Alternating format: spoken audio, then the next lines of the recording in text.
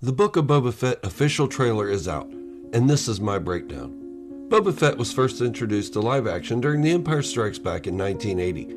I would argue that there has never been a character created that has had more mystery surrounding him.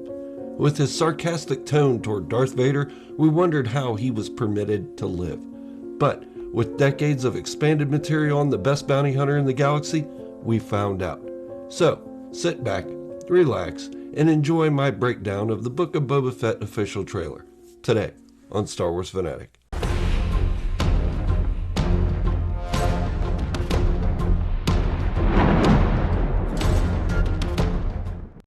If you are new here or haven't made the commitment yet, be sure to subscribe to the channel and give the video a like. Now, on with the trailer breakdown. So first, let me give you a small disclaimer. I haven't been feeling the best. I've been pretty run down the last few days. So if my voice sounds off, just please bear with me, okay? And for the rest of this, I'm just going to wing it.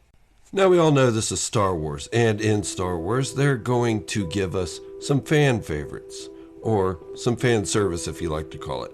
The first is the B'omar spider droid, and underneath it you can see its brain. These are built on top of spider droids.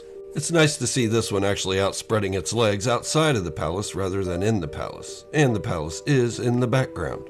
Next we have a shot of Boba Fett's helmet being handed to him by a droid. If you look close, the droid kind of looks like a pit droid, but then the wrists are a little too skinny, so maybe it's a different variant of a type of pit droid. Now, a lot of people have commented on my other video that his helmet looks a little cheap or misshapen or something like that, but let's take a look at it. To me, it doesn't look either. They were saying that it didn't look pointed enough in the front and that it didn't flare out enough on the sides, but to me it looks like it's still flaring out and it's still pointing down toward the front mandibles. So, I mean, I could see where that could be mistaken. I don't think it looks any cheaper than it did in The Mandalorian Season 2, though.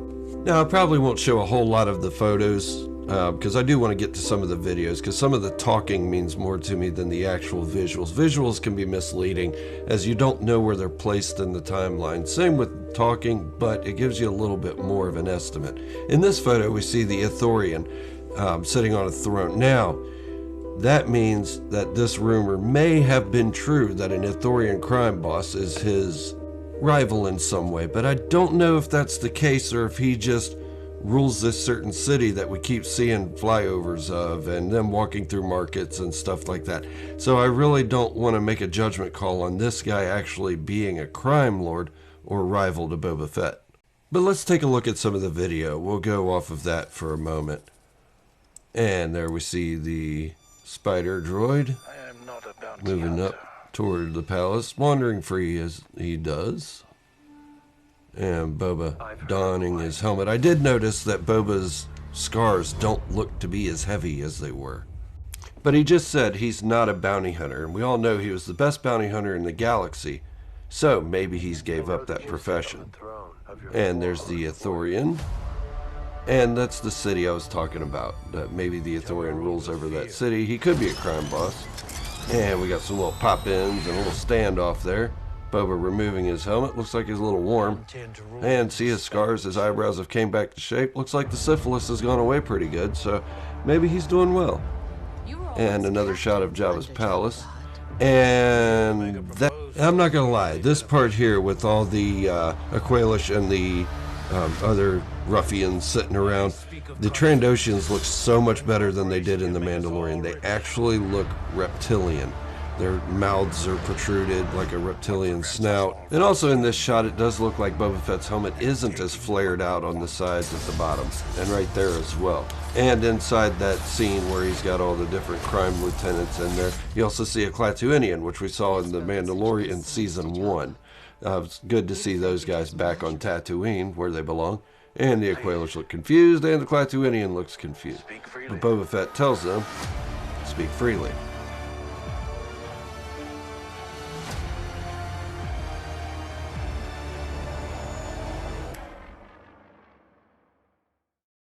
Okay, you guys know me well enough by now. You know I'm not real tech savvy, so I don't know how to pause a video in the middle to talk about it and stuff like that.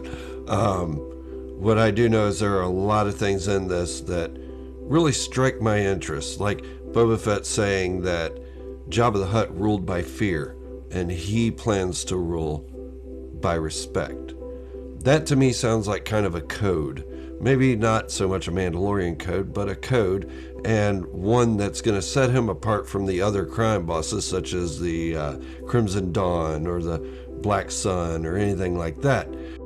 Also in the trailer, we did see some Twi'leks. Those are nice to see in the Star Wars universe once in a while. I didn't see too much fan service, but I haven't really looked at the background too much to see if there's any Easter eggs hidden in there. I mean, we got some fan service with the spider droid and, you know, a Quailish and Klatooinians and all these things you associate with Jabba the Hutt's palace. Overall, I'm really excited for this series. My theories may be incorrect, but then again, like I said before, you don't really know what parts of the series they're putting into the trailer. It could be something from the end of season 1 and the beginning of season 1 mashed together to make it look like one scene, but you know that's not how it really goes. As we saw with the Rogue One trailer, a lot of things really meshed up. Same with the Mandalorian season 1 and season 2 trailers. They didn't really combine them to make it a story, to tell you the story that they're making. They combined it to throw you off track just a little bit, and I think that's what happened with this one as well. So a lot of people saying that it doesn't look all that interesting, or maybe it's just not what they expected. Come on, guys, you're not going to get everything in the trailer that's in the shows. You're not going to even get the best parts of the show in the trailers. So I say to you guys, just give it a chance. Let's see what happens. Then we'll judge it when it comes out. If it's rough, then we'll talk about that. But let me know in the comments below if you're excited to see this series, what you thought of the trailer. It did just break today. I did want to take a little bit of time to do this breakdown. I didn't want to rush it out as soon as the trailer came out because I'm not tech savvy. And again, I feel like crap. I've been bedridden for the most of the day and all night last night. So I plan on going back to that bed as soon as I finish this video, but I will stay up on your comments. And if you're new here, please hit the subscribe button and turn on notifications, and stay tuned to all my Star Wars content. And remember, this is the way, the only way.